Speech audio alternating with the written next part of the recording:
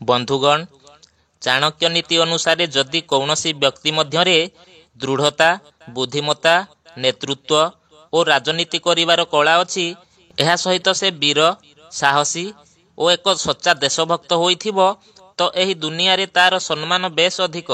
କିନ୍ତୁ ଗୋଟିଏ ଲୋକ ପାଖରେ ଏହି ସବୁ ଗୁଣ ଥିବା କ'ଣ ସମ୍ଭବ? ପରନ୍ତୁ ଭାରତ ଇତିହାସର ପୃଷ୍ଠାକୁ ଓଲଟାଇଲେ ଏମିତି ବୀରଙ୍କର ନାଁ ଆସେ, ଯାହାଠାରେ ଏହି ସବୁ ଗୁଣ ପୂର୍ଣ୍ଣତାର ସହିତ ଥିଲା। ଏହି ବୀରପୁରୁଷ ମାତ୍ର 16 ବର୍ଷ ବୟସରେ ହିଁ ନିଜର ସଂଘର୍ଷ ଆରମ୍ଭ କରିଦେଇଥିଲେ। ସେ ତାଙ୍କର ଦୃଢ଼ ଚେଷ୍ଟାରେ ଭାରତକୁ ଆର୍ଥିକ, ସାମାଜିକ ଓ ରାଜନୈତିକ ସ୍ତରରେ ଶକ୍ତିଶାଳୀ କରିଥିଲେ। ମରାଠା ସାମ୍ରାଜ୍ୟର ସ୍ଥାପନା କରିଥିଲେ। ତାଙ୍କର ଉପସ୍ଥିତ ବୁଦ୍ଧି ଓ ରଣନୀତି ଆଗରେ ମହାମହା ଯୋଦ୍ଧାମାନେ ମଧ୍ୟ ଆଣ୍ଠେଇ ପଡ଼ୁଥିଲେ। ବନ୍ଧୁଗଣ, ଆପଣମାନେ ତ ଅନୁମାନ କରିସାରିବେଣି କି ଆମେ ମହାରାଜ ଛତ୍ରପତି ଶିବାଜୀଙ୍କ ବିଷୟରେ କହୁଅଛୁ, ଭାରତର ବୀରପୁତ୍ର ଛତ୍ରପତି ଶିବାଜୀ ମହାରାଜଙ୍କ ବିଷୟରେ। ତେବେ ଚାଲନ୍ତୁ ଆରମ୍ଭ କରିବା ଶିବାଜୀ ମହାରାଜଙ୍କ ଐତିହାସିକ ଜୀବନୀ ବିଷୟରେ। ଛତ୍ରପତିଙ୍କର ଜନ୍ମ ପୁଣେସ୍ଥିତ ଶିବନେରୀ ଦୁର୍ଗଠାରେ 19 ଫେବୃଆରୀ 1630ରେ ହୋଇଥିଲା। ସେହି ସମୟରେ ଦିଲ୍ଲୀ ସହିତ ପାଖାପାଖି ଅଧା ଭାରତରେ ମୋଗଲ ସୁଲତାନ ଔରଙ୍ଗଜେବର ରାଜୁତି ଚାଲିଥିଲା। ଆଉ ଦକ୍ଷିଣ ଭାରତ ଆଦିଲ ଶାହା ଓ କୁତବ ଶାହା ଭଳି ସୁଲତାନଙ୍କର କବ୍ଜାରେ ଥିଲା। ଏହି ସମୟ ପର୍ଯ୍ୟନ୍ତ ଭାରତର ଗୋଟିଏ ବି ସ୍ୱତନ୍ତ୍ର ହିନ୍ଦୁ ରାଜ୍ୟ ଭାବରେ ନଥିଲା। ଦେଶ, ଧର୍ମ, ହିନ୍ଦୁ ଓ ମନ୍ଦିରଗୁଡ଼ିକୁ ସଙ୍କଟରେ ଥିବା ଦେଖି ମାତ୍ର 16 ବର୍ଷ ବୟସରେ ଛତ୍ରପତି ଶିବାଜୀ ମହାରାଜ ସମ୍ପୂର୍ଣ୍ଣ ଭାବରେ ହିନ୍ଦୁଙ୍କର ହୁକୁମତ ପ୍ରତିଷ୍ଠା କରିବା ଉଦ୍ଦେଶ୍ୟରେ ପ୍ରତିଜ୍ଞାବଦ୍ଧ ହୋଇ ସଂଘର୍ଷ ଆରମ୍ଭ କରିବା ପାଇଁ ସେନା ଗଠନ ଉଦ୍ଦେଶ୍ୟରେ ବାହାରିଲେ। ପରନ୍ତୁ 16 ବର୍ଷ ବୟସର ବାଳକର କଥା କିଏ ବା ଶୁଣିବ, ତାହା ପୁଣି ମୋଗଲ ସାମ୍ରାଜ୍ୟ ବିରୁଦ୍ଧରେ।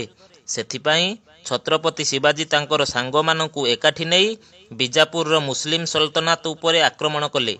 ମାତ୍ର 16 ବର୍ଷ ବୟସରେ ଛତ୍ରପତି ଶିବାଜୀ ନିଜର ସାଙ୍ଗମାନଙ୍କ ସହିତ ମିଶି ତୋରଣାର ଦୁର୍ଗ ଉପରେ ବିଜୟ ଲାଭ କଲେ। ଏହି ଦୁର୍ଗରୁ ବିଜୟ ପ୍ରାପ୍ତି ପରେ ଛତ୍ରପତି ଶିବାଜୀ ମହାରାଜ ଏକ ସେନା ଗଠନ କଲେ, ଯାହାର ନାମ ଥିଲା ମାୱଲ ସେନା। ଆଉ ଏହି ସେନା ବଳରେ ମହାରାଜ ଶିବାଜୀ ଆଗାମୀ 2 ବର୍ଷ ମଧ୍ୟରେ ପୁରନ୍ଦର, କୋଣ୍ଡାଣା, ରାଜଗଡ଼ ଭଳି ବିଶାଳ ଦୁର୍ଗକୁ ନିଜ ଅଧୀନକୁ ଆଣିଲେ। ଧୀରେ ଧୀରେ ମହାରାଜ ନିଜର ହୁକୁମତ ବିସ୍ତାର କଲେ, ଆଉ ନିଜର ସେନା ସହିତ କୋଙ୍କଣ ଉପରେ ଚଢ଼ାଉ କଲେ।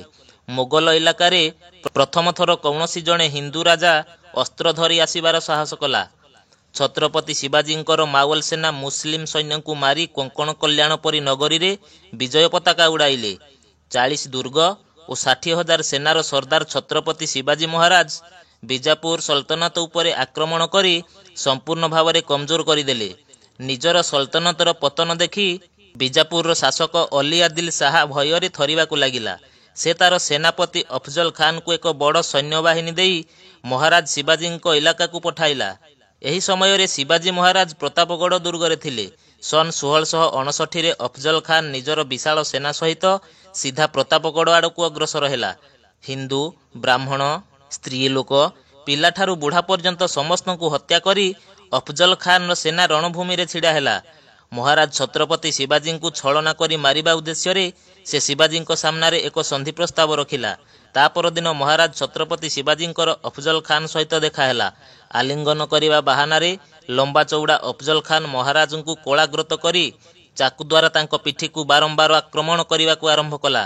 କିନ୍ତୁ ପୋଷାକ ତଳେ ଲୁହାର କବଚ ପିନ୍ଧିଥିବା ଚତୁର ଶିବାଜୀ ମହାରାଜ ନିଜର ବାଘନଖ ବାହାର କରି ଅଫଜଲ ଖାନକୁ ସେହିଠାରେ ହିଁ ଫାଡ଼ିଦେଲେ। ଅଫଜଲ ଖାନର ମୃତ୍ୟୁ ଦେଖି ତାର ସମସ୍ତ ସେନା ଭୟରେ ପବନ ବେଗରେ ସେଠାରୁ ପଳାୟନ କରିବାକୁ ଉଦ୍ୟତ ହେବା ସମୟରେ ମହାରାଜଙ୍କୁ ଆକ୍ରମଣ ହେତୁ କ୍ରୋଧାଗ୍ନିରେ ଥିବା ମାୱଲ ସେନା ଆଦିଲ ଶାହାର 8,000 ସୈନ୍ୟଙ୍କୁ ଗାଜର ମୂଳା ପରି କାଟି ପକାଇଲେ। ଅଫଜଲ ଖାନର ଆକ୍ରମଣ ଦ୍ୱାରା ଅନେକ ମନ୍ଦିର ଗୁଡ଼ିକର ବିଧ୍ୱଂସ ହୋଇଥିବା ପ୍ରତିଶୋଧରେ ଶିବାଜୀ ମହାରାଜ ବିଜାପୁରର ସଲତନତ ଉପରେ ବାରମ୍ବାର ଆକ୍ରମଣ କରିବାକୁ ଲାଗିଲେ। ଧୀରେ ଧୀରେ ମୁସଲିମ ସଲତନତର ଦୁର୍ଗଗୁଡ଼ିକ ଧ୍ୱଂସ ହେବାକୁ ଲାଗିଲା, ଆଉ ସଲତନତ ସେନା ଲଢ଼ି ଲଢ଼ି ବର୍ବାଦ ହୋଇଗଲା। ଏହାପରେ ମହାରାଜ ନିଜର ସେନାଙ୍କୁ କୋଲ୍ହାପୁର ଆଡ଼କୁ ଅଗ୍ରସର ହେବା ପାଇଁ ଆଦେଶ ଦେଲେ। ମରାଠାଙ୍କର ଗର୍ଜୁଥିବା ସେନା ପନ୍ହାଲା ସହିତ ଗୋଟିଏ ପରେ ଗୋଟିଏ 17ଟି ଦୁର୍ଗ ଉପରେ ବିଜୟ ଲାଭ କଲା।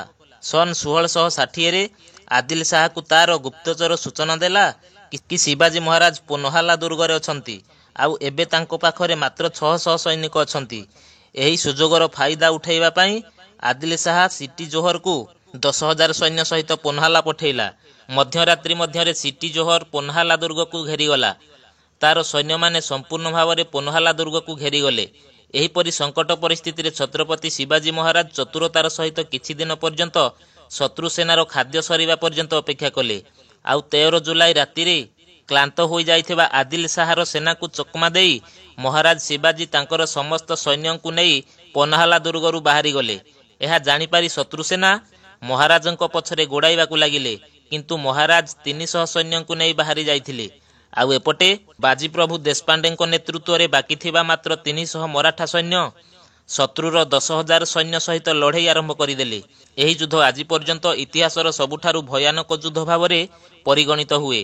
ମାତ୍ର 300 ସୈନ୍ୟ ସାରା ରାତି ଶତ୍ରୁର 10,000 ସୈନ୍ୟ ସହିତ ଲଢ଼େଇ କରି ସକାଳ ହେବା ପର୍ଯ୍ୟନ୍ତ ଶତ୍ରୁର 5,000 ସୈନ୍ୟଙ୍କୁ ହତ୍ୟା କରିଦେଇଥିଲେ। ବିଜାପୁରର ସଲତନତକୁ ପରାସ୍ତ କରିବା ପରେ ମହାରାଜ ଛତ୍ରପତି ଶିବାଜୀ ମୋଗଲଙ୍କର ଇଲାକାରେ ଚଢ଼ାଉ କରିବାକୁ ଆରମ୍ଭ କଲେ। ସନ୍ 1657ରେ ଶିବାଜୀ ମହାରାଜ ଅହମ୍ମଦନଗରର ମୋଗଲ ସଲତନତ ଉପରେ ଆକ୍ରମଣ କରି ଗୋଟିକ ପରେ ଗୋଟିଏ ମୋଗଲ ଶାସିତ ଅଞ୍ଚଳକୁ ନିଜ ଅକ୍ତିଆରକୁ ନେଲେ। ଏହାପରେ ଜୁନ୍ନାରର ମୋଗଲଙ୍କ ଉପରେ ଆକ୍ରମଣ ଔରଙ୍ଗଜେବ ବରଦାସ୍ତ କରିପାରିଲା ନାହିଁ। ସେ ମହାରାଜ ଶିବାଜୀଙ୍କୁ କାବୁ କରିବା ପାଇଁ ତାର ମାମୁଁ ଶାଇସ୍ତା ଖାନର ନେତୃତ୍ୱରେ 1,50,000 ମୋଗଲ ସୈନ୍ୟଙ୍କୁ ମହାରାଷ୍ଟ୍ରକୁ ପଠାଇଲା। ଜାନୁଆରୀ ସନ୍ 1660ରେ ଶାଇସ୍ତା ଖାନ ତାର ସମସ୍ତ ସୈନ୍ୟ ସହିତ ପୁଣେ ପହଞ୍ଚିଲା ଆଉ ସମ୍ପୂର୍ଣ୍ଣ ନଗରକୁ କବ୍ଜା କରିନେଲା। 3 ମାସ ପର୍ଯ୍ୟନ୍ତ ଅନେକ ହିନ୍ଦୁ, ଗାଈଗୋରୁ ଓ ମନ୍ଦିରଗୁଡ଼ିକ ଉପରେ ଆକ୍ରମଣ କରିବାକୁ ଲାଗିଲା। ଆଉ 5 ଏପ୍ରିଲ ସନ୍ 1663ର ମଧ୍ୟରାତ୍ରିରେ ଶିବାଜୀ ମହାରାଜ ଶାଇସ୍ତା ଖାନ ଉପରେ ଆକ୍ରମଣ କରିବାର ଯୋଜନା ପ୍ରସ୍ତୁତ କଲେ। ଆଉ ମାତ୍ର 400 ମରାଠା ସୈନ୍ୟଙ୍କୁ ନେଇ ପୁଣେ ଆଡ଼କୁ ଅଗ୍ରସର ହେଲେ। ମରାଠାମାନେ ବେଶ ବଦଳେଇ ଦୁର୍ଗରେ ପ୍ରବେଶ କରିଗଲେ। ଆଉ ଶାଇସ୍ତା ଖାନ ଭୟରେ ଥରିବାକୁ ଲାଗିଲା ଯେତେବେଳେ ସେ ମହାରାଜ ଶିବାଜୀଙ୍କୁ ସାମ୍ନାରେ ଦେଖିଲା। ଆଉ ଜୀବନ ବଞ୍ଚାଇବାକୁ ଯାଇ ସେ ଦୁର୍ଗରୁ ତଳକୁ ଡେଇଁ ପଡ଼ିଲା। ସେ ନିଜର ଜୀବନ ବଞ୍ଚାଇ ପଳାୟନ କରିବାରେ ତ ସଫଳ ହେଲା, କିନ୍ତୁ ମହାରାଜ ଶିବାଜୀ ତାର 3ଟି ଆଙ୍ଗୁଠି କାଟି ଦେଇଥିଲେ। ସନ୍ 1664ରେ ଛତ୍ରପତି ଶିବାଜୀ ମହାରାଜ ମୋଗଲଙ୍କର ସବୁଠାରୁ ଧନଶାଳୀ ସହର ସୁରତ ଉପରେ ଆକ୍ରମଣ କଲେ। ମରାଠାମାନେ ସୁରତର ପୁରା ମୋଗଲ ବ୍ୟାପାରକୁ ଧ୍ୱସ୍ତ କରିଦେଲେ ଆଉ ମୋଗଲଙ୍କର ଅମାପ ସମ୍ପତ୍ତିକୁ ନିଜ ଅକ୍ତିଆରକୁ ନେଇଗଲେ। ଏହି ଘଟଣାରେ ଔରଙ୍ଗଜେବ ପ୍ରଚଣ୍ଡ ରାଗିଗଲା। ନିଜର ସଲତନତ ଉପରେ ହୋଇଥିବା ଅପମାନର ପ୍ରତିଶୋଧ ନେବାକୁ ଯାଇ ଔରଙ୍ଗଜେବ ଜୟସିଂହଙ୍କୁ ଏକ ବଡ଼ ସୈନ୍ୟବାହିନୀ ସହିତ ଶିବାଜୀ ମହାରାଜଙ୍କ ପାଖକୁ ପଠାଇଲା। ସନ୍ 1665ରେ ଜୟସିଂହ 1,00,000 ସୈନ୍ୟଙ୍କ ସହିତ ଶିବାଜୀ ମହାରାଜଙ୍କୁ ପୁରନ୍ଦର ଦୁର୍ଗରେ ଘେରିଗଲା ଏବଂ ମହାରାଜ ଶିବାଜୀଙ୍କ ସହିତ ଏକ ସନ୍ଧି କଲା, ଯଦ୍ୱାରା ମହାରାଜଙ୍କୁ ହିନ୍ଦୁ ସ୍ୱରାଜର 23ଟି ଦୁର୍ଗ ମୋଗଲଙ୍କୁ ଅର୍ପଣ କରିବାକୁ ପଡ଼ିଲା। ପରନ୍ତୁ ସନ୍ 1670ରେ ମୋଗଲଙ୍କ ପାଇଁ ଯମ ସାଜି ଆସିଥିବା ମହାରାଜ ଶିବାଜୀ ଦୁର୍ଗଗୁଡ଼ିକରେ ଉପସ୍ଥିତ ଥିବା ମୋଗଲମାନଙ୍କୁ ମାରି ଶବର ପାହାଡ଼ କରିଦେଲେ ଏବଂ ମାତ୍ର 4 ମାସ ଭିତରେ ଗୋଟି ଗୋଟି କରି ନିଜର ସମସ୍ତ ଦୁର୍ଗରେ ବିଜୟବାନା ଉଡ଼ାଇଦେଲେ।